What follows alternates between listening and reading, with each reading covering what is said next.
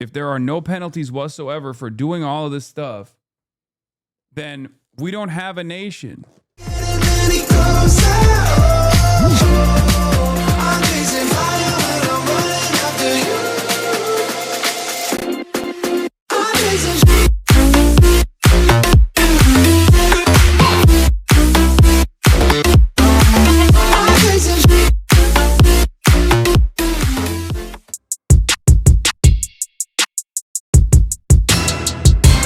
What's really funny about that, though,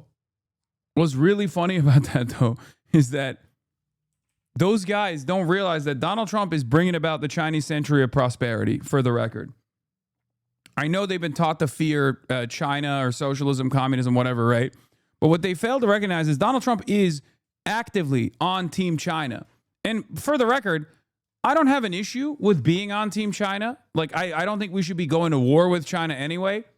But I don't think we should be going to war with anybody. I don't think we should be going to war with Europe. I don't think we should be going to war with Latin America. I don't think we should be going to war with China. That's my consistent principle on this. I'm anti-war. I'm pro stopping wars, and I'm pro not going into new wars for no reason. But Donald Trump right here, reporter asked Prime Minister Carney, because we're going to talk about Canada and Canada loving China. And Prime Minister Carney going to Chairman Marx Carney going to China, and what kind of new developments that have taken place in terms of the economic relationship between China and Canada.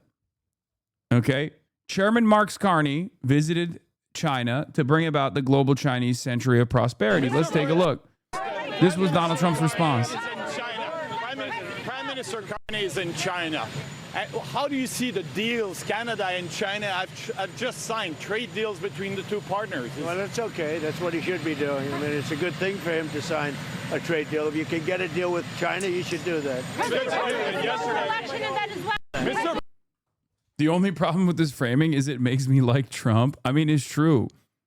Law global, more like Chinese local prosperity, global misery. True. I shouldn't have said global Chinese prosperity century. Here's the follow-up tweet. For the new world order.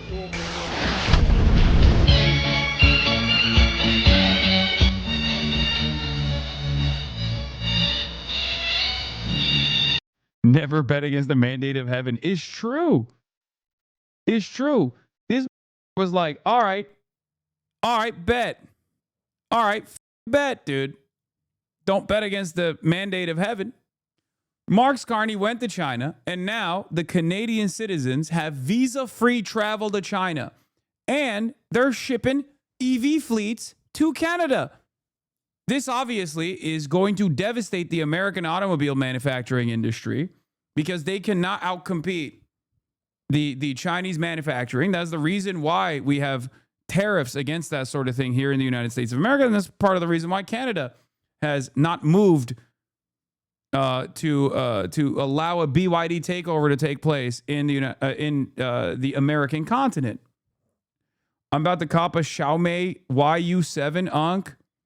The reality of the matter is we cannot outproduce Chinese manufacturing. Okay, we just can't. They have better cars. They're much cheaper. And on top of that, they've hyper focused on building EV fleets. It is impossible. Okay, they're at the peak of renewable energy, and Donald Trump's belligerent trade strategy has literally forced the hands of countries that want to align with America, countries that have been fearful of communism, fearful of China, and have a very Orientalist, xenophobic framework that they operate off of, to go, you know what? Maybe Chinese are bad. Maybe Chinese weed is louder than American weed. You know what I mean? Maybe I will actually deal with them a little bit differently now going forward. Trump did that. Now, do I have an issue with this? No. Because I'm a consumer at the end of the day, okay? And from a consumer perspective, it's good that these guys get to have, a litany of alternatives, specifically renewables. Americans need to get their shit in order and get back into the R&D game when it comes to renewables, when it comes to electric vehicles, instead of moving away from EVs and creating larger and larger gas guzzling giants and only forcing, no, she's not behind me, it's fine. And only forcing countries by tariff threats to purchase fleets of American vehicles, even if it doesn't actually work in their own with their own internal safety standards. The Trump administration's posture on electric vehicles is that they suck and nobody wants them. But if North Americans are allowed to buy Chinese electric vehicles, all our auto industry will go bankrupt because they're so good. Could it be that we should have been pushing our industry to make affordable EVs this entire time? No, Americans will drive 55,000 Ford F-250s that cost $100 to fill up every week, and they'll like it. Exactly. It blows my mind where we're like, oh, well, they're not doing trade the right way. They're cheating. They're cheating. They're cheating. I love my friends in Canada, but they will live to regret the day they let the Chinese Communist Party flood the market with their EVs. I love my brothers and sisters to the north. I'm from northern Wisconsin, and I'm not going to accuse them of making the smartest decisions all the time. I think they will live to regret the day they partner. Do you think Chairman Mao blows fat clouds aloud on the down low? Yes, and probably not. They're very anti-weed over there. Very ironic outcome for sphere of influence politics. I know for a fact that Canada would never even dare to entertain leaning into the Chinese direction like this, no matter how sweet of a deal it is for the Canadian consumer, if America wasn't doing the most insane trade policy anyone's ever seen. Another thing that I called during Liberation Day. Yeah, Canadians, when they get high-tech EVs from China that cost $10,000, it won't cost $10,000 in Canada on Canadian soil. Obviously, they have to make the prices competitive, so they'll still slap some entry fees onto that and drive up the cost. But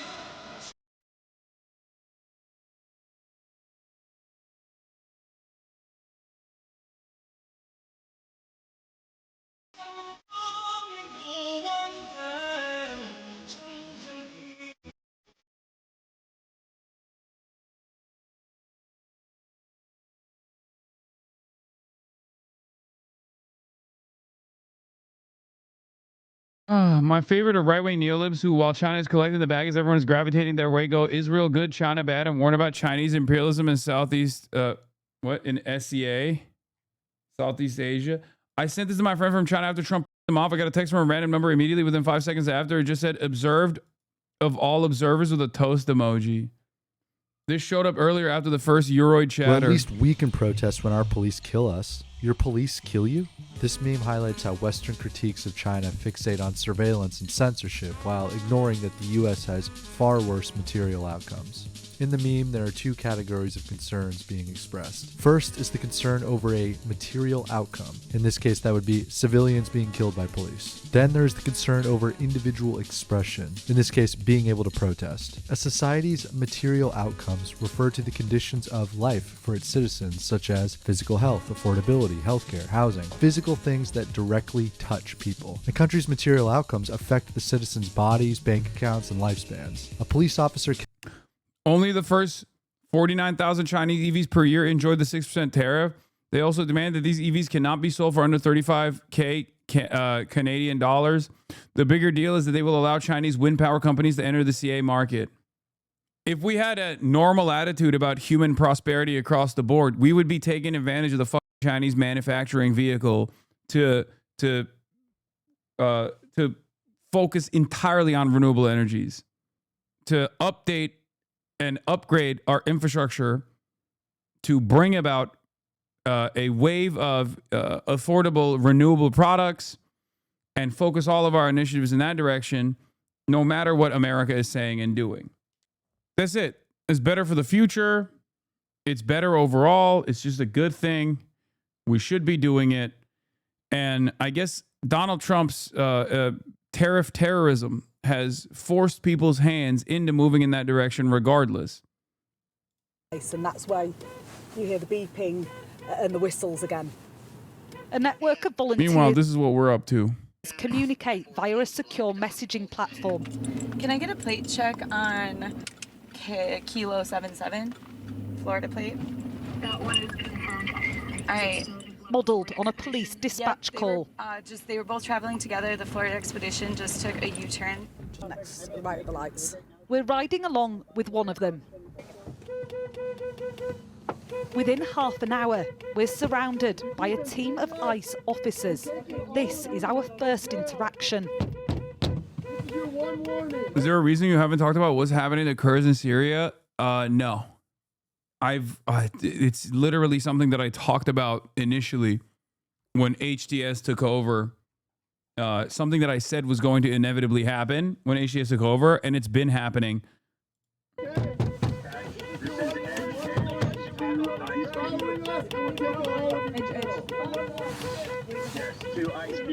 You're deluded when it comes to EVs unless they're fillable in the same amount of time as a gas station. As easily as to find a gas station, it will never catch on. Sure, brother. I know. It's bad. It's horrible. It needs to be faster. You're right. You're so right. It will never catch on. I mean, it's caught on in China somehow. The only reason why it won't catch on in the United States of America is because we won't fix our grid. We won't upgrade our grid. That's it. There are plenty of places now where it's already completely evolved in the EV direction. Those officers just approached the car and they said if we in this car continue to impede them, that they'll break the windows. We're going to take you out of the vehicle, and we're going to forcefully take you out of the vehicle. We're going to take you out of the vehicle. You're on camera, okay? A while later, they're back again. Still, no laws have been broken. Yeah, chatter sounds like cars will never catch on. They're not as efficient or as fast as horses are. Also, we don't have the necessary infrastructure for cars to catch on anyway. Horses are obviously better. Carts and buggies are obviously better. That's what you sound like. 3,000 ICE officers have been sent to Minneapolis, some of them with only a couple of months' training. We're driving when we see a woman at a bus stop. Help. ICE agents jump out of their car and pursue her down God, they're so... Jesus Christ, dude. The Heil Titler Brigade. Oh, my Lord. middle of a main road. Excuse me, sir, do you have a warrant for this lady's arrest? Excuse me, do you have a warrant for this lady's arrest, sir? So you don't have an ID? She tells officers she's an American citizen. They ask her to show her ID. When she can't produce one, she's frog-marched to a police vehicle and taken away. The woman was released later that day. Lawsuits accuse ICE of racial profiling. Nearby, in a residential area, ICE officers suddenly stop their car, blocking a main road opposite a community centre. Sir, have you got quotas that you're trying to meet here? Do you have specific targets in mind, sir? You can see here just what a powder keg atmosphere is in Minneapolis at the moment. These agents pulled up at an intersection. Local residents furious that they're here. A short drive away, we're in an industrial area where ICE have been arrested. They have no shame. I mean, honestly, they kind of do have some shame, or at least fear, right? Because if they had no shame whatsoever, they wouldn't feel the need to mask up. People. This is an area It's either shame or fear. I think it's fear, but businesses, and we've had reports that ICE are surrounding one of these businesses. When we arrive, officers have just left. Panicked people fleeing the area. Luckily, we saw them across the street walking over here. Thankfully, we were able to lock our doors and deny them entrance. They didn't have warrants then? No, no warrants. They're coming here on the off chance? Yeah, indiscriminately, you know, just your skin tone, your type of job and everything, that's what they're targeting. But yeah, unfortunately, they did get one person. They took one of your employees? Yes. I am a U.S. veteran. I'm a citizen. For once in my life, I'm thinking I'm back in Afghanistan. Really think about that implication. It's not a combat zone. This is America. This is not what I fought for. I don't stand for this. For some here, it feels like ICE is everywhere. This is a community on high alert and ready to resist. Martha Kellner, Sky News, Minneapolis. Families impacted by ICE arrests are worried about the safety and well-being of those left behind. Uba Ali shares a story of a 2-year-old living in a safe haven thanks to important paperwork. Nothing is going to happen to you, okay? I make sure, okay? Those words are calming for this 2-year-old, but reality is anything but. Oh, tu mami? Oh, tu mami. Muy pronto le vamos a ver a tu mami, ¿sí? Scarlett is too young to understand why she hasn't seen her mother in 4 days, her father in 3 weeks, both taken by ICE. The government is separating families and they don't care about what we feel or what we think. Jessica has been friends with Scarlett's mom for a very long time, and in a short period of time has become everything Scarlett has left. Because her parents signed this DOPA form, a delegation of parental authority, naming Jessica as the person who would step in if the worst happened. They asked for the form. If she doesn't have, she will be in a different place. I don't know where. The form gives Jessica the legal right to take her to the doctor, daycare, or even to school. The ability to make decisions. As federal immigration enforcement has intensified, advocates have pushed for families to be prepared. We knew this was going to happen. I don't think anybody could have predicted it was going to be this bad. How often are we seeing children being left alone after federal agents take parents? Right now, probably daily.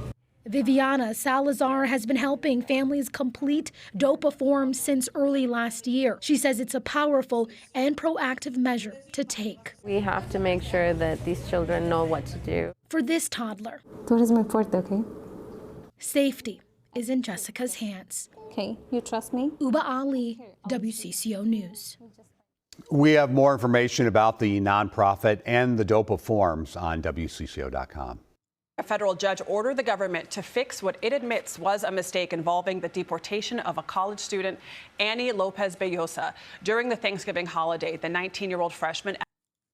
On the aesthetic front, they're also doing the cosplay for it too. So it's like we're just one step removed from putting on the swastika, you know. Here is Greg Bovine Bovino.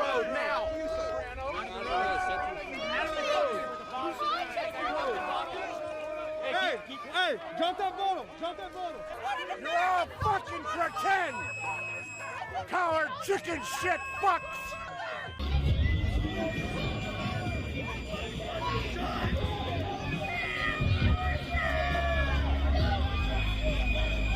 Yeah, you might have a hard time seeing Greg Bovine Bovino because he's 5'3", but he's in there.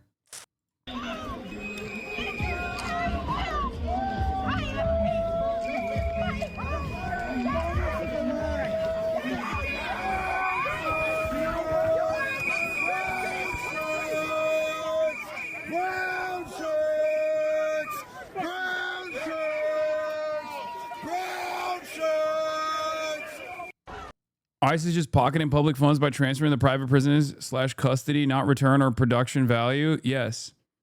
All of this animosity directed towards ICE officers performing their duty is very disheartening. We can be doing more. True. It is disheartening that this is the response is good, but it's still limited, I think, especially when you consider how much more they deserve. at Babson College. She was arrested by ICE agents at Boston's Logan Airport. She was on her way to Texas to visit her family, but the Department of Homeland Security said there had been an order of removal issued for her since 2015 when she was a child. She was deported to Honduras. Friday night, a judge gave the government 21 days to respond while recommending a student visa be extended to Lopez Bellosa. CBS News national correspondent and weekend news anchor. That's why I get so when dumb come in here and say like, Hassan, you hate America. Why don't you get out? It's like, if I hated America, I'd be saying this is based. I'd be like, yeah, collapse the empire. You know, when people say I'm a campist, third worldist who hates America and doesn't actually operate on anything other than hatred for America, it's like, okay, well, I would be a Republican. You know what I mean? If I truly hated America, if I was this terrorist that you claim that I am, I would be a Republican. I'd be a Republican voter. I'd be an advocate for Donald Trump. I'd be telling you every day that Donald Trump is making America great again. I would have left a long time ago, and I would be LARPing from a different country, talking about how great Donald Trump has been. This pisses me off to no end. Anyone who, people who hate America should be saying this is what I voted for right now. The fact that the Trump administration has reappropriated $150 billion, even more than that, okay? But $150 billion in the interim, not to social safety nets at a time when Americans need it desperately, but to these EROs, these like mass removal operations, mass deportation operations, and mass suppression of political dissent operations. That is destroying America. I'd be demanding to do collaborative streams with the Department of Homeland Security. Let me do a ride along, King. It's awesome. Rika Duncan was the first to report to speak to her attorney last night after do people still cope about this? Like, Hasanabi's a foreign agent. There is no reason for me to stay here if I am.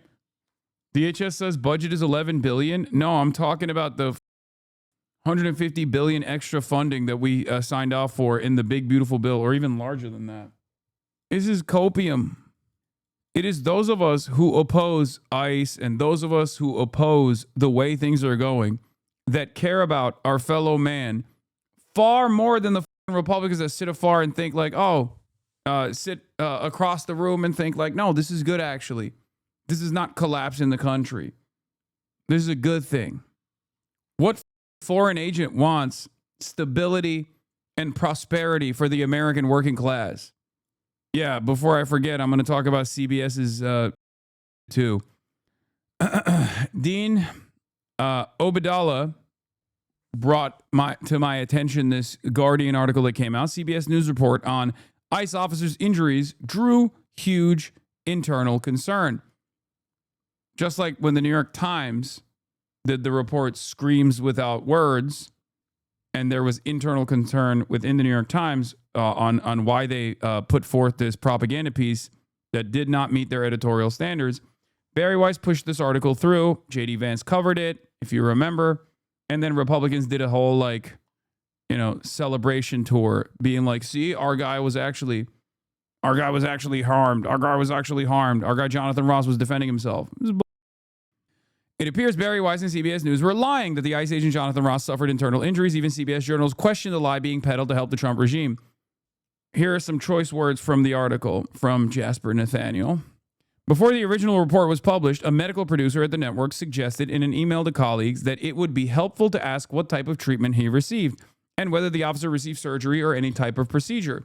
In another email, an executive expressed skepticism about the broad nature of the medical diagnosis and what it actually entailed. I'm no doctor, but internal bleeding is a very broad term and can range in severity, wrote CBS News Senior Vice President David Ryder.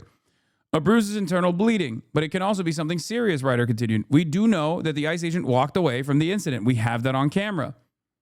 The network's top editor, Barry Weiss, expressed a high level of interest in the story on an editorial call on Wednesday morning, according to staffers who listened. There was big internal dissension about the internal bleeding report here last night, the CBS News staffer, who was not authorized to speak publicly, said. It was viewed as a thinly veiled, anonymous leak by the Trump administration to someone who'd carry it online. Felt the many here like we were carrying water for the admins, justifying of the shooting to keep our access to our sources, said a second network staffer who was also not authorized to comment. Barry Weiss reportedly expressed a high level of interest in pushing the ICE agent internal injury story, even as a CBS medical producer raised major skepticism, and it was viewed internally as a thinly veiled anonymous leak to someone who'd carry it. Humiliating. He never even dropped his phone. And all of the different angles have shown that he was not even in the trajectory of the car. And the only reason why he even touched the car at all is because he slid behind and used the car for leverage. We know that. It's on tape from numerous angles. His feet positioning, by the time he fired the first shot, showed that he was directly outside of the trajectory of the moving vehicle. Just so you understand. People are still following up on this lie and presenting it as though it's proof. Caroline Leavitt warned Tony DeKoppel and CBS News team to air their Trump interview in full or we'll sue your ass off. Scoop by New York Times by Ben Mullen. Click to hear yourself. So even when these guys are sucking up to the Trump administration is still demanding more. Your press office tweeted out that it was Shapiro grills Newsom was on Fox News, by the way, but I'm not going to get into that right now. I do want to cover this part of the story as well. The Independent reports Barry Weiss and Trump exchanged kisses on the cheek following 60 Minutes interview. One must ask the question, which cheeks? So yeah, that's what's happening in American mainstream news. Also, Bulwark had Jacob Frey on, and they asked him the question, like, what legal avenues can you pursue with local law enforcement? And this was his answer. You're basically asking, can our cops arrest them? From a legal perspective, yes. From a practical perspective, to state... No. Okay, great. Do it. Then do it. The f are we talking about? Do it. Do it now. Do it yesterday. Don't wait for tomorrow. Do it. The reality, yeah, it does get kind of hard when they drastically outnumber us and they have bigger guns than we do. It does. And here's the thing. We don't want to. Yeah, okay, dude. ICE agents are not going to shoot a cop, okay? And if they do, it's over anyway. It's over at that point. Warfare in the street. We want to keep our communities safe. We're trying our very best to do. You're not. And by the way, this isn't me saying like, oh, Dems, please save us. I need you to understand. This is beyond that, okay? This is beyond that. At this point, it's not even about like, Democrats doing a show of force here. It's more so just like any avenue that you can pursue to put hurdles in front of these guys is good. It's a necessity. It's a necessity for the survival of this country. Not just a survival of the Democratic Party or the opposition or anything like that. It's just, you have to do it. So nobody, our police officers, ICE agents, civilians, nobody can act illegally. And so we're trying to find the best way to prevent these ICE agents from acting illegally while not causing a firestorm on the street. Am I saying it won't happen? No, I'm not saying it won't happen. What I'm saying is like, I am in charge of keeping the peace and directing our police officers. But you failed. You have failed. Keep the peace by doing what must be done. This is the demand. Officers, and I got to keep everybody safe. And so I can't commit to anything. It's crazy that you're even there, right? I can't commit one way or another to deal with how our law enforcement officials should deal with rogue federal law enforcement. And it's like, these are the guys that are the don't tread on me guys. And they have federal agents coming into your city, menacing your citizens who aren't doing anything illegally. And you've got to...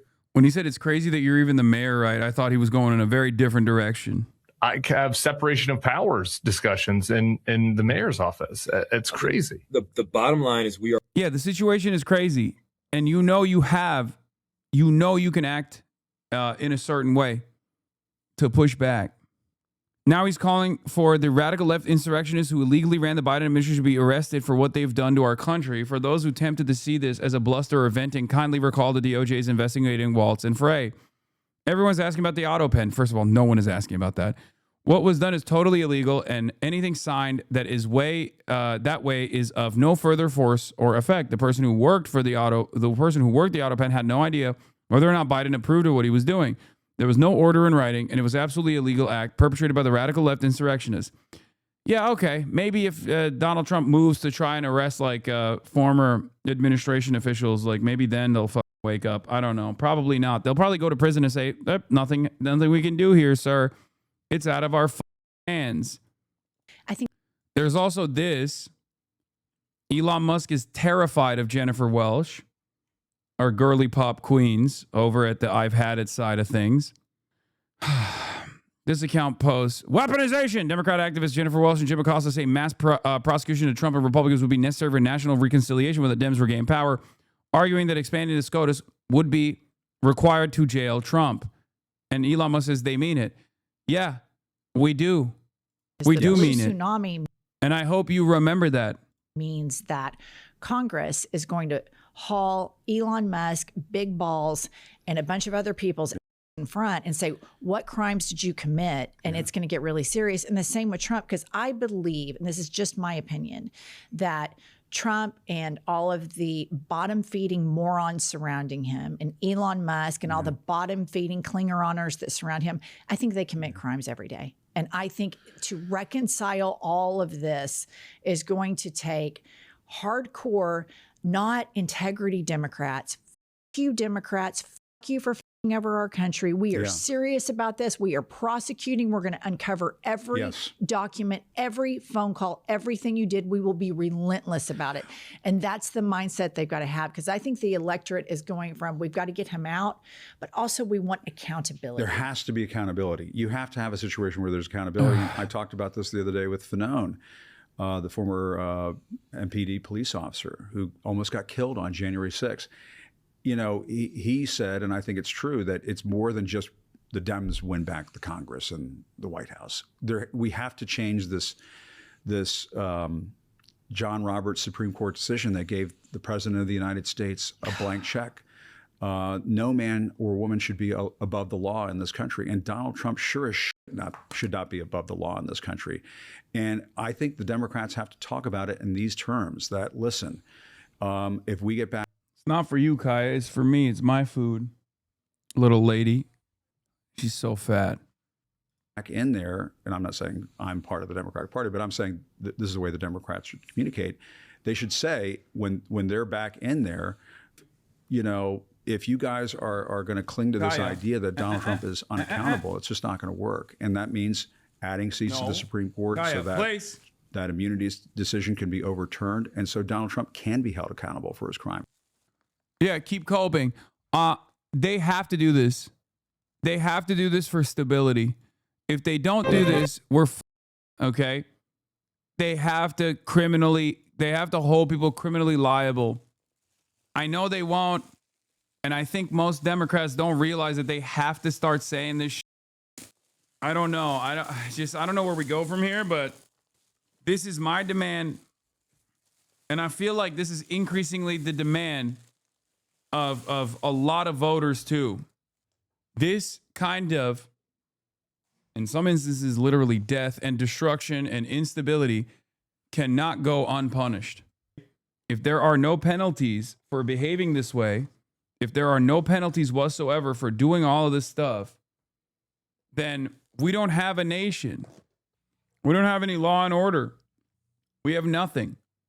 This is why I'm saying, like, this is not an accelerationist perspective. The accelerationists are those who allow the Republicans to do whatever the fuck they want to do. The same goes for Jacob Frey.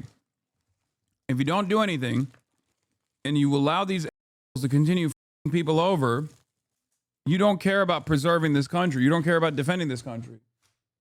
You clearly don't care about defending your constituents, but you care about nothing. It's ridiculous. It's preposterous. I don't think these guys are aware of what the people are demanding. Or they try to stay oblivious because they don't want to act. They don't want to say anything. They're worried about the pushback that they'll get. They're worried about what the Republicans will do to them right now. And they would rather remain utterly powerless and hope that people will vote for the Democrats because there's no other options anyway. And they think that that will carry them across the finish line in the midterms. And any Democrat voter that leans into that as a real mechanism for change is a delusional idiot. So if you're one of these guys that's getting ready to say, Hassan, what can the Dems do? They should do nothing and they should just wait and they should win elections.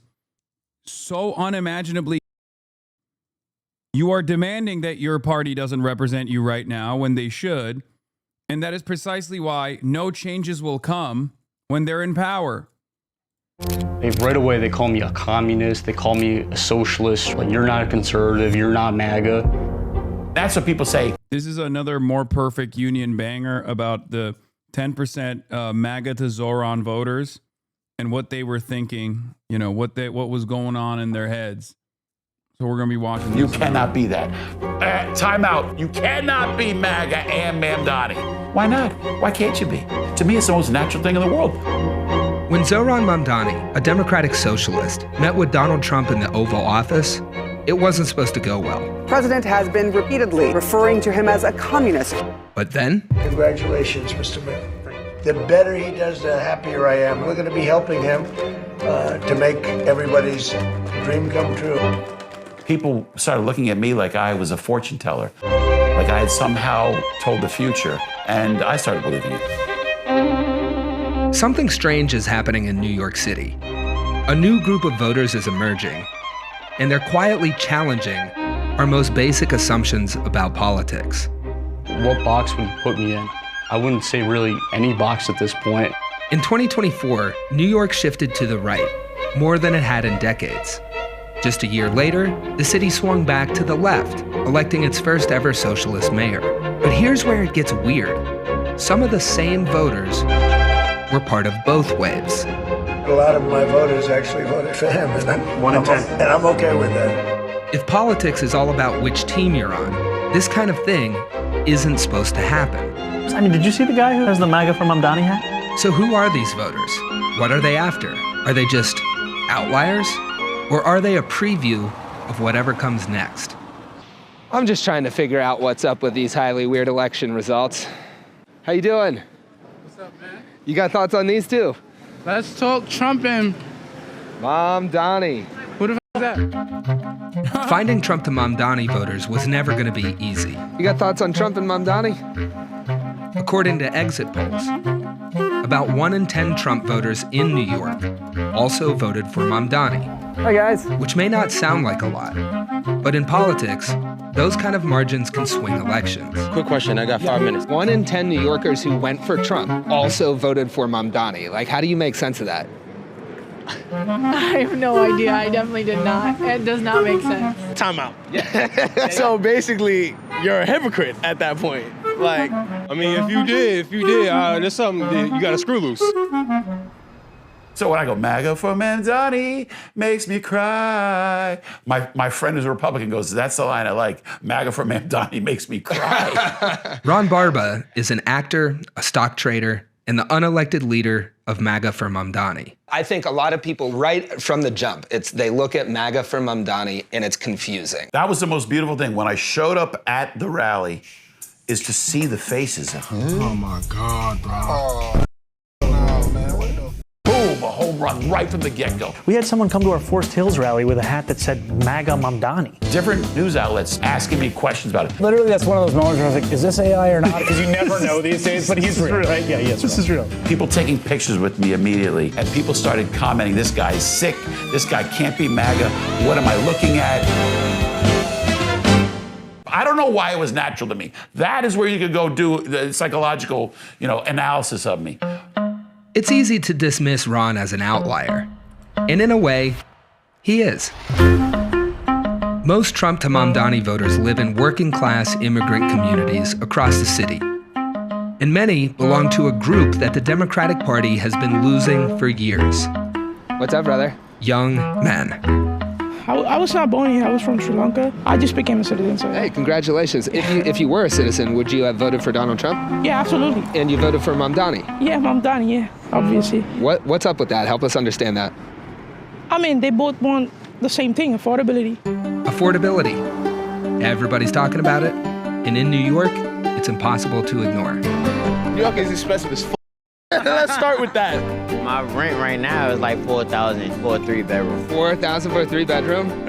Comes to America first and being for the people, I don't think Got some work to do? Yeah, I think we have plenty of work to do, personally. Christian first crossed paths with Zoran 2 years ago after a heavy storm. A Democratic Party that puts Medicare for all at the forefront of the conversation wins all of these guys. The Democrats' inability to entertain any what they consider radical agenda items is the reason why people like Trump keep winning. Flooded his kitchen. So my roof started leaking. For about 3 months, I would ask my landlord to please fix it. He didn't want to do it because... He's a landlord? Yeah, he's just a landlord. Kept calling 311, which is like the city hotline for help, and no one ever responded to me. But then, Christian called up Zoran's office. A couple days later, an inspector actually came, cited a couple safety violations, and because of the fines that the landlord received, he was forced to fix my leak and provide me more heat. Whoa. And that was the first time a politician actually did something for me. I would say when that happened, Zoran, he really earned my respect. He just caught my eye in general. He was pulling at like less than 1% when he started running at the beginning. I need you to understand something. People look to this and go, well, this guy's a idiot. And, you know, there is some inconsistencies in his worldview. Obviously, he's still wearing a freedom shirt. Not the smartest guy. But many people aren't. But you know what happened in that situation? He regained confidence in the government. He regained confidence in the government doing what it's supposed to do. And when Democrats are too busy trying to fight by the slimmest margins possible, when they refuse to do the work necessary to cause people to understand, like, this is why the government's supposed to exist, for you, the people, not for the companies, the corporations, or the landlord, you will always gain people's confidence back. Any argument that revolves around culture war issues that doesn't revolve around this is a losing argument for the Dems. That's it. Beginning of 2024. And during that first Democratic debate, there was a question that was asked. The first foreign visit by a mayor of New York is always considered. And this is the other side of the story. Medicare for all in Israel. If you're a pro Medicare for all in Israel guy, you will win strategy of the opposition in the election, right? Like for the last week. Like that literally happened. I know, because American politics is a joke, but that did happen. Last month, Brody got mentioned in the debate. I know. His last-ditch effort, Andrew Cuomo's last-ditch effort for the month leading up to the election was to basically tie him to me and consistently keep saying, like, over and over again that Hassan is a terrorist, Zohran Mamdani is a terrorist, they love Hamas, over and over again. And yes, Andrew Cuomo brought up Zohran Mamdani and his possible connections to 9/11 more than even Curtis Sliwa did. And Curtis Sliwa was the Republican. Andrew Cuomo did a whole press conference about me on 9/11. Are we forgetting that? Yes, as Chatter says, which is funny because 95% of New Yorkers don't know who the fuck are. Exactly. It was a perfect example of how extremely online and how stupid the consultants were in Cuomo's corner. It's more of like a class war, regardless of your political identity, race, religion, gender. The middle class is shrinking, becoming obsolete. Yeah, maybe Chatter wasn't there. The assemblyman will not denounce Hamas. The assemblyman will not denounce Hassan Piker, who said America deserved 9/11. The assemblyman just said in his response, well, it depends on occupation. That is code, meaning that Israel does not have a right to exist as a Jewish state, which he has never acknowledged. This is going to age well, I think. Yeah. Zohran versus landlords. A few days after Zohran announced the rental ripoffs hearings, they repainted my whole building, Lamont. I'll be honest. At first, I thought it was a funny coincidence, but today they replaced our front doors. They've had the same doors for at least 10 years. If you have the means, please consider donating to Dooney and our family. It's awesome. I remember thinking you had such an ego for saying he would mention you. Yeah, I knew he was going to. And so did his team, for the record. We can speak out about it now. They knew that that was coming. We knew that that was coming. You're welcome. I'm shaking you. Someone leaked it? No, they just know they're smart. I mean, I suspected it as well. Entryism doesn't work, Hassan. Mamdani already abandoned what made people like him. When will we say enough is enough? The Democrats are here to stop change. They are the defense for the Republicans to attack. Yeah, I don't really care. I am a liberal, anti-revolutionary writer and a fake social democrat. I'm actually a social fascist. I don't care, chatter. You're based. You're super based. Okay, you got it. I hate having to explain over and over again that you have to work within what is available to you to make people's lives. If you find that to be defeatist, and build the vanguard. Build the vanguard now. Don't wait for tomorrow. Build it today. Okay? It is in your hands now, my child. Like in the first 15 days or 17 days now, Zoran has done a ton. The only time where I thought it was like, I still am cognizant of the Jessica Tisch police commissioner issue, right? That's like one of the major areas of concern. And also what he said about the protest outside the synagogue was not great. I think it was a misstep in general to even address to ever lean into cynical, silly pro-Israel talking points that have you addressing what the protesters are saying and not what they're protesting. Having said that, in the first 17 days, he's done a ton. Like, he got childcare through like the first week. And it's very obvious that that Albany is trying to play ball with Zoran. He's delivering. I hope he's a fighter. I think he is. I mean, so far, I definitely have my issues with some of the things that he's doing. But even with the protesters, even when that was a misstep, to hyper focus on the protesters rather than what they were protesting, right? Making that the conversation, I think, is always a misstep. He literally turned around and with Letitia James, the Attorney General, clapped Beitar. So I'll take it. If that's the give and take, a little bit of this, a little bit of that. Looking at Beitar is gone. Bye bye, Beitar. Bye bye. Little sleight of hand there. 1 week he's like, oh yeah, I can't. 1 week he goes, oh man, Hamas, I can't believe the protesters are saying, that they support Hamas. But isn't that the exact same argument the mayor and all the establishment Dems make all the time? I don't think a lot of you guys understand. I understand that Democrats still have to operate within the confines of permissibility, within the confines of what is acceptable. My argument against the Democrats is that they don't do that. Okay? They don't do like Jacob Frey. I'm talking about Jacob Frey. He defeated Omar Fateh. Omar Fateh was my guy. I wanted Omar Fateh to win. Okay? But now that Jacob Frey is the mayor, I'm still urging Jacob Frey to do something. Activate local law enforcement to protect his own constituents. My anger is that he's not doing that. My demand isn't Jacob Frey take up arms and start shooting ICE agents or something. I'm just asking him to do something that is well within the confines of acceptability. My problem with the Democrats is that they don't even do the things that they could do to oppose the Trump administration. You have to work within the system. Don't take the bait. Don't do anything. That's the reason why I gave you an example of a thing that Zoran did that I think was bad, and gave you an example of what Zoran did that was good, right? But then you seem to make that argument in favor of entryism, don't you? Not trolling genuinely. Yes, I am an advocate for entryism. I've always been an advocate for entryism. I say it all the time. It's not the end all be all, and it's not going to actually, save this country. But in the interim, you have to organize with where the people are at, okay?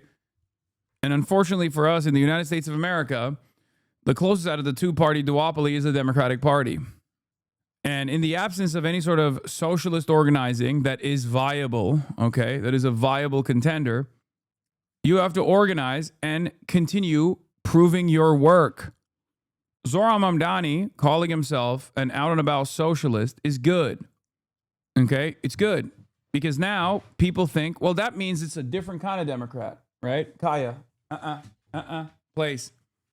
I swear to God, she lays down behind me, and then slowly but surely she comes closer and closer to my chair. I don't know why.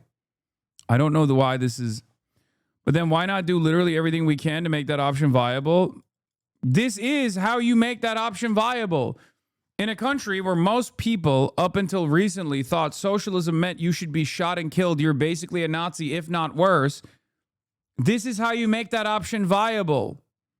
How many times do I have to explain this? My theory is that large swaths of MAGA voters are deeply pro-socialism. They don't know what socialism means because their only news source is Fox News. Whenever they listen to someone like Bernie or Mamdani, they love it. They just don't seem to identify it as democratic socialism. They see it as what it is, a pursuit of equity in a broken system. He's not listening. Move on, please. Don't tase your dog. You can't stop me. I'm going to keep tasing my dog. Bzz, bzz, bzz. How do you both acknowledge that the Dems uphold empire, the foreign policy is uniparty? How do you justify voting for that? I can't justify it anymore. Then don't vote for the uniparty Democrats, okay? I have spent a good deal of time explaining my mechanism of change, okay? What I believe is the most viable path at best, what the American government, and it's like, you know, in the best scenario going forward, the American government steps out of the way, focuses on its own infrastructure, scales back dramatically on all of its imperial endeavors. In the absence of an anti-imperialist third party that is viable, which will most likely never happen because then you arrive at the labor aristocracy argument, this is the best path forward. This doesn't mean it's the end-all, be-all. This doesn't mean that it's going to, it doesn't even mean it's going to happen, but that's the future that I'm trying to move this country in the direction of. Not be a just read theory, Andy, but on this topic is alright. I encourage Chad to read Lenin's pamphlet, Should We Participate in Bourgeois Parliament? The point on this paper, which is 4 pages, is that meeting people where they are. I know, I read it before and people get really mad at me and they say, oh my God, you're basically Vosh. You're saying Lenin would demand you vote for the Democrats. That's not what I'm saying. It will give you context to this chat. I have. I talked about it. I've read it. I've read it on stream. Well, I read the other version of this. Kai reads to his audience more than you, let's be honest. Every little, yeah, left-wing communism and infantile disorder is what I read to the chat. Oh, not you, chat. Oh, well, you're right. Chat should read it. JD Vance supported U.S. strikes on Iran this week and reasoned that Trump had to enforce his own red line. Per sources, it was a surprise role reversal for a politician who built his identity on opposing Middle East wars with a loose connection to core U.S. interests. Other Trump advisors urged caution, including Steve Witkoff and Susie Wiles. Treasury Secretary Scott Bessent argued for waiting and letting economic sanctions on Iran work. But everyone told me that America's economic sanctions on Iran had no part to play in the mass discontent that Iranians are experiencing. So why is it that their assessment internally is that it is actually succeeding? It's so surprising to me. For like the past couple of weeks, that's what everyone has been saying, right? Why is the Treasury Secretary weighing in? What do you mean? He's responsible for maintaining the sanctions. A key factor driving Trump's reluctance was Israel's reluctance. Israel was vulnerable due to the absence of major U.S. military assets, which Israel has relied on. Dude, everything that I said in my assessment as to why Trump is not striking Iran yet is now being reported on only a couple days after. I said it. I said all of this shit, word for word. I called it. Of course, Israel loves striking Iran. They nut on that. That's what they want. They want it all the time, except for when there aren't enough American troops in the region, American assets in the region that can defend Israel, because they're a bunch of cowards. State-sponsored terrorism, which, I mean, Governor Wright. I don't even want to watch this shit. Oh, God, Ben Shapiro versus Gavin Newsom. Let's watch this Greenland video before I forget. Donald Trump wants Greenland. Yes, I'd like to speak to Congress, please. But I'm trying to reach Congress on behalf of the Kingdom of Denmark. Now, my first language is Danish, but I figured I'd do this in English since I know how some of you Americans feel about people who speak foreign languages. You have to speak English. Anyway, the reason I'm reaching out is the northern part of the kingdom, namely Greenland, the world's largest distraction. The world's largest island. But listen, we here in the Kingdom of Denmark are getting a very Venezuelan vibe about the way the American president is talking about us right now. We're going to be doing something with Greenland, either the nice way or the more difficult way. So, what do you do when an employee goes rogue? Well, what I've learned, mainly from watching American TV shows, you ask to speak to the manager. And in Trump's case, that will be Nope. Congress. I mean, they can control the budget, they can hold investigations, they can even fire him. But they seem to be sleeping on the job. Mr. Moore. But while I'm on hold, maybe we can talk America? To start, let's look at a map. This is Greenland. Roughly 50,000 Greenlanders live there, and it's not green at all. It's white. It's all white. Maybe that's why that Stephen Miller guy loves it so much. This is Denmark. Almost 2,000 miles away. 6 million Danes live here. We do minimalism, we do Lego, we do hygge, we do the fat shot. Denmark and Greenland are not the same country, but we are in a relationship. We share a king, but we have individual governments. We are very different, but we make it work. To put it in American terms, we're like Trump and Melania. We're formally together, functionally separate, and both pretending it's very normal. America and Denmark actually go way back. We usually follow blindly whenever you guys feel like invading a country. We did it with the Gulf War, we did it with Afghanistan, we did it with Iraq. Coalition of the willing. We will lead a coalition of willing nations to disarm him. We were the willing. But this time, because you're talking about invading a country that we already invaded. Look, we already know how colonialism ends. We've seen this film before. India in revolt. Protesters smoked out by the police. Here's why invading Greenland, the easy way or the hard way, would be bad for America. I think I need some fresh air. Danish missionaries invaded Greenland in 1721, slowly taking over the country. And for 250 years, we did whatever we wanted to them, basically going full colonial on them. Even in the 20th century, we were inserting IUDs into Greenlandic women to limit the population. We were separating. This guy's woke as by the way. Holy shit. I mean, he's not even holding back on what the kingdom did. Greenlandic children from their families, sending them to Denmark. Horrible stuff. We even let America build military bases in Greenland. During the Cold War, you guys had 10,000 troops based there. You even crashed a B-52 carrying 4 nuclear bombs there in 1968. Remember? The hunt is on to locate the... I've seen enough. I'm signing up for the military before siding with a Euro. No, this is not a Euro. My man, this is who I'm talking about when I say there's European Hasanabi heads that have to deal with the fucking Euro. This is a guy who's very open about what his own kingdom has done, what his own country has done, and also a guy that's like warning against further incursions. He's not one of the Asmongold chatters who's like, yes, very good. Papa Trump, I love Mark Rutte. I love Mark Rutte. Trump is daddy, yeah. He's the opposite. This guy's awesome. Missing nuclear weapons. So, what did we Danes learn from the past couple of centuries? Well, the obvious. No population is going to be happy with a foreign government ruling over them. The Greenlanders hated us for centuries. Some still do. So Trump invading Greenland is not gonna help America's place on the global stage or at home. And I know he says he's the most popular president in the most popular country since the dawn of time. I'm a very stable genius. But trust me, he's not. And going old school colonial on Greenland is not gonna help. Anyway, back to the history lesson. In 1979, Greenland voted for greater autonomy from Denmark and to form its own government.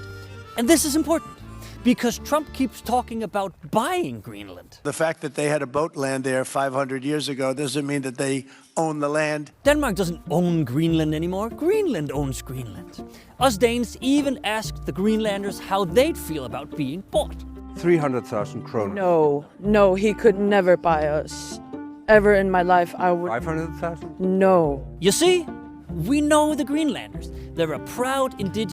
You know what's funny about this is that a big part of the reason why a lot of Greenlanders don't want to be under colonial occupation by America, as opposed to being under a colonial occupation by Denmark, is because they have robust social safety nets. Now, this doesn't mean that there isn't like issues beyond, right? With, I guess, like the Danish colonial arrangement, but they still have ton better quality of life despite living in Greenland, which is very cold. Like, imagine how your marketing is that these guys who are like, yeah, these other people like stole our children and, you know, forcibly put IUDs on us and all, just a whole bunch of awful shit that they did to us. And, you know, we still choose to stay in the current formation that we're in, rather than allow America to come in and just, you know, do probably worse things and also take away our health care.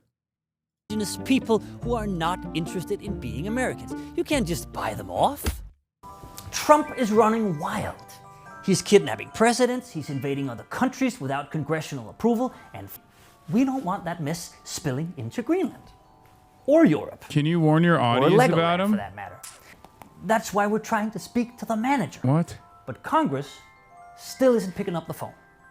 What? Warn my audience about what? Midas Touch Network will no longer be producing or carrying the show Political Beatdown or Mea Culpa with Michael Cohen.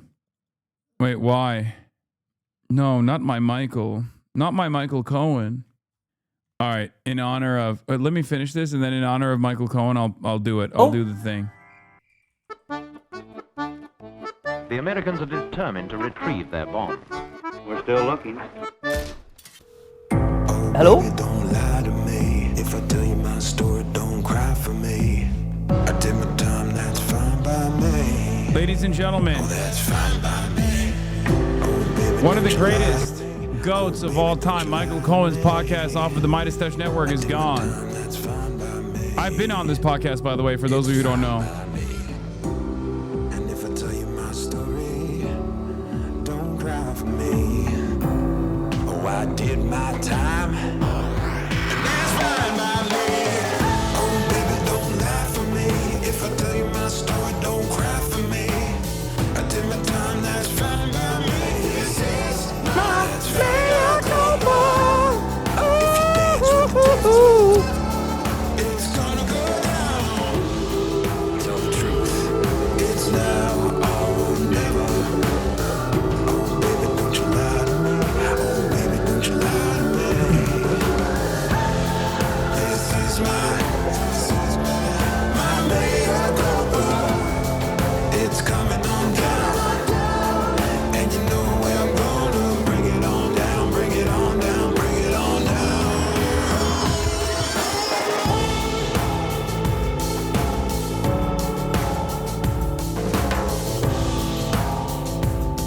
This is my miracle ball. If you dance with the devil. If you dance with the devil, baby. Oh, what is this? Michael Cohen admits he was coerced and pressured by Bragg and Letitia James to testify against Trump. The star witness just flipped on the prosecutors. Cohen wrote that from his very first meetings, he felt pressured and coerced to only provide information and testimony that would satisfy the government's desire to convict Trump. He said, James, Kaya, you're so spoiled. Stop trying to reach for the treats. That's crazy. That's crazy. Daddy's working right now, and I know you want the treats, but you can't get them. Stop. No. Stop. She literally thinks if she comes over, tries to reach for the treats, and then quickly go back to her place, that I will give her a treat. Okay? That's what's going on right now. That's literally what just happened. You watched it happen. She walked over, swinging her fat ass tail around like, oh yeah, if I do this. Why does she think that? Because I've done it every single time. I've done it because I am a bad dog dad. Because I have no self-control. I must stop myself from doing it this time around. This song made your reading of that tweet filled with infinitely more aura. Yeah. Let's keep going. He said James' office made clear the testimony they wanted was testimony that would help them go after President Trump. Trump called it a very corrupt investigation. Everyone knew. Now Cohen admits it. Source Daily Wire.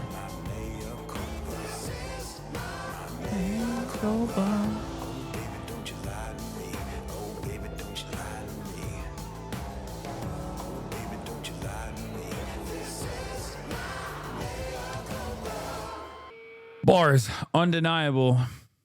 Stop denying her aid. You're literally Israel. That's not why. It's to do with Epstein. Lev Parnas, breaking news. The Epstein files just blew a hole in Michael Cohen's story. Has gone on TV, gone under oath, said the same thing. He knows nothing about the Epstein files, never heard them, never discussed them. I feel like, I don't know what this is, man. A Rule 35 discussion isn't casual. It implies substance. Michael Cohen needs to come forward and tell the truth, all of it. Not selectively, not through proxies, not with half answers. The country deserves to know what was offered and what was known. And why it never saw the light of day. You made her that way. She's a treatlerite. Okay, that's true. Kaya is a treatlerite. It is true. So Michael Cohen's back to MAGA. Is that what it is? A Rule 35? I'm only familiar with Rule 34. And I definitely don't want to see Michael Cohen Rule 34. Okay, now I got to Google Michael Cohen Rule 34. Let's see if the internet rule is correct. Michael Cohen Rule 34. Should I go to images? Okay. This is the closest. Advocate.com. OnlyFans video to gay adult video star. Okay. It turns out Rule 34 is wrong. Michael Cohen has no pornographic material made of him. We just destroyed a really important internet rule. Until this very moment, the assumption is that, now try with Grok. That's why there's a Rule 35. I guess. Oh, this is awesome too, by the way. Third Way is still tweeting. Third Way is still going crazy. Have to look at what Third Way neoliberals are saying recently. The rule is that if there isn't porn, there will be eventually. Okay, after today, we'll check back again. See if they've made porn about Michael Cohen. Are you ready for a Vance presidency? Because that's exactly what we'll end up with if we nominate a far-left Mamdani-like candidate in 2028.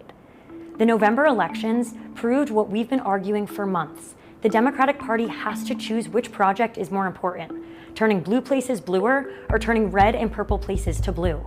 We know that focusing on the latter is the only way to defeat Trump and far-right extremism. History has shown that a moderate approach. These are my biggest ops. These are the people that I have to duke it out with. These are the establishment liberals who say we got to keep moderating. We need more Republican adjacent Democrats. We need more Republicans. They should be treated as infiltrators. Wait, what? You found it? Not safe for work? What the f? Donald Trump, Michael Cohen's daughter? What? But that's not Michael Cohen, though. This is also pedophilic, dude. What the f? Still not Michael Cohen, though. Why did they let people write stuff like that? That person should be in jail. That person should be in jail. If you're allowed to write stuff like that, you should go to jail. What the f do you mean underage sex as a like specific? It's like a specific tab. That site is the real free speech absolutist. Okay, well, burn it to the ground. You know, burn it with fire. How is that allowed? There are published books worse than what's available at Barnes & Noble and other book retailers. Many academia, underage books, man, shaking my head. Anyway, let's get back to Third Way neoliberalism. Approach is the way Democrats win. Hear me out. Since 1980, Democrats have only won the White House once without winning a supermajority of moderate voters nationwide. So what does that actually mean for us? Mamdani won just 36% of the moderate vote. Take that and extrapolate it nationwide, and the results are bad. Like, bad. Compare that to moderates like Mikey Sherrill and Abigail Spanberger. It's just real winners, honestly. Real charismatic figures we'll be hearing quite a bit from. Who won more than 60% of the moderate vote. Just look what happens when you apply those margins of victory nationwide. That's the difference between electoral ruin and renewal. Are you ready? Hi, it's us, the centrist establishment that's been running the Democratic Party and produced every Dem nominee in recent history. things are going really great for us, right? So we have some advice for how Dems can keep up our awesome win record in 2028.